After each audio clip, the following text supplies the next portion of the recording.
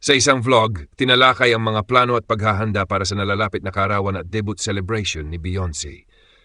Nabanggit na si Kalingap Edo ay patuloy na nag-iipon at naghahanda para sa kanilang kinabukasan ni Beyoncé upang kapag dumating ang tamang panahon ay maging matatag at maayos ang kanilang buhay pamilya. Layunin niya na kapag nagsama na sila, wala na siyang alalahaning problema dahil nakapaghanda na siya, kabilang na ang posibilidad na magpatayo ng sariling bahay. Bukod dito, naging usapan din ang tungkol sa photoshoot ni Beyoncé na umano'y gagawin sa Vigan, Ilocos Sur, ngunit hindi pa tiyak kung matutuloy o hindi. Abangan pa ng mga taga-suporta kung saan tuluyang gaganapin ang shoot. Samantala, pagdating sa mismong venue ng debut, una itong itinakda sa Maria Fatima, ngunit dahil fully booked na, malaki ang posibilidad na mailipat sa Pineapple Island Resort. Ayon sa mga nagbahagi, maluwag, maganda at malawak ang lugar kaya angkop para sa malaking pagtitipon. Lumabas din ang excitement at kaba ni Kalingap Edo habang papalapit na ang araw ng debut na binibilang na lamang sa 20 araw. May mga pasabog at sorpresa umano siyang inihanda na siya lamang ang nakakaalam. Inaasahan din ang pagdalo ng mga VIP sponsor at maging ng mga kilalang personalidad gaya ni Governor Dong Padilla na dati na ring dumalo sa mga selebrasyon. Nagkaroon pa ng dagdag na intriga at kasabikan nang mabanggit ang isang misteryosong box mula sa isang sponsor sa Antarctica na itinampok sa vlog ni Kalingap JJ. Hindi pa malinaw ang laman nito at inaasahang ilalantad bilang bahagi ng sorpresa sa mismong araw ng debut. Sa kabuuan, ang salaysay ay umiikot sa 3 pangunahing punto. 1. Personal na paghahanda ni Kalingap Edo para sa kinabukasan nila ni Beyoncé. 2. Mga plano at usapan sa venue at photoshoot para sa debut. 3. Inaasahang engranding selebrasyon na dadaluhan ng mga fans, sponsors at posibleng VIP guests. Ang lahat ng ito ay nagbigay ng labis na pananabik sa mga taga-suporta ng Kalingap community na sabik ng masaksihan ang magiging kaganapan sa espesyal na araw ni Beyoncé. May naging usapin sa pagitan ng mga taga-suporta ng Kalingap community hinggil sa issue ng pagiging one-sided fan. Isa sa naging tampok dito ay ang komento ni Ate Zerin na pinagdudahan ang relasyon at mga aksyon ni Kalingap Edo, lalo na sa ugnayan nito kay Beyoncé. Ayon kay Zerin, tila ginagamit lamang si Beyoncé at may mga pagkakataong mayroong lumalabas o mga kaganapang hindi ibinoblog. Gayunpaman, itinanggi ito ng reaktor.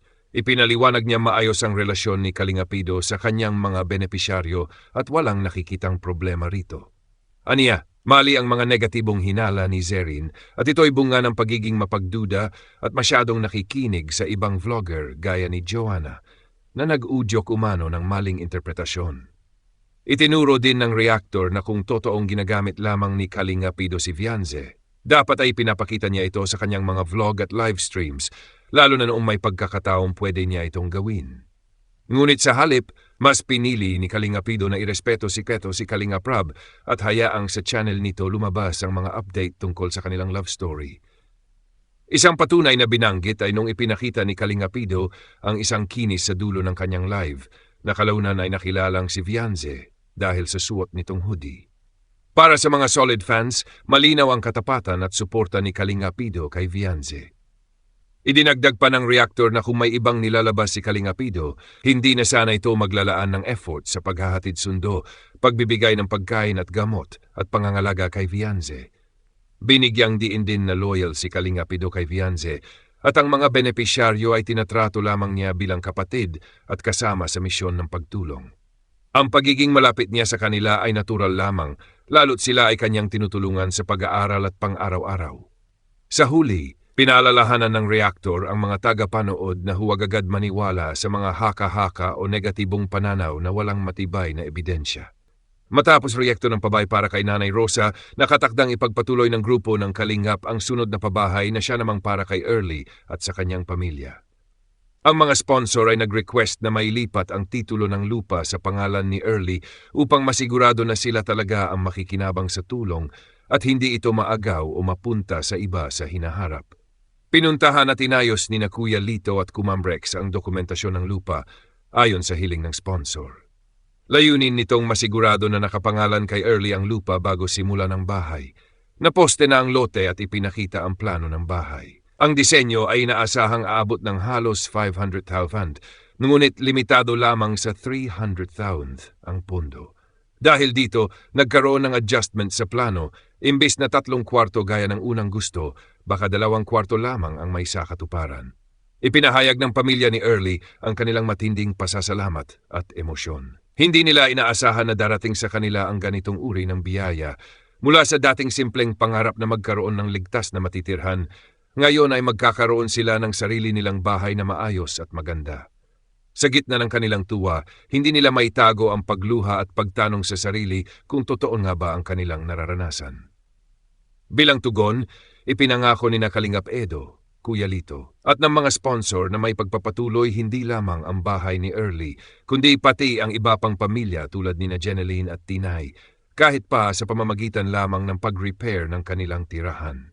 Sa huli, ipinahayag ng tagapagsalaysay ang pasasalamat sa mga sponsors at sa lahat ng patuloy na sumusuporta sa mga proyekto ng Kalingap, at hinikayat ang mga manonood na ipagpatuloy ang suporta sa lahat ng Kalingap partners at reactors. Ang buod na ito ay malinaw na nagpapakita ng tauhan.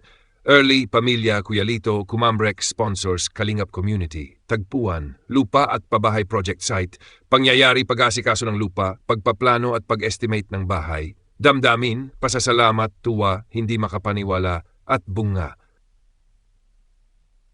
Sa isang vlog, tinalakay ang mga plano at paghahanda para sa nalalapit na kaarawan at debut celebration ni Beyonce. Nabanggit na si Kalingap Edo ay patuloy na nag-iipon at naghahanda para sa kanilang kinabukasan ni Beyonce upang kapag dumating ang tamang panahon ay maging matatag at maayos ang kanilang buhay pamilya.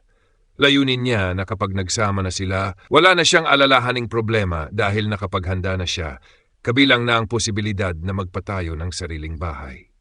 Bukod dito, naging usapan din ang tungkol sa photoshoot ni Beyonce na umano'y gagawin sa Vigan, Ilocos Sur, ngunit hindi pa tiyak kung matutuloy o hindi.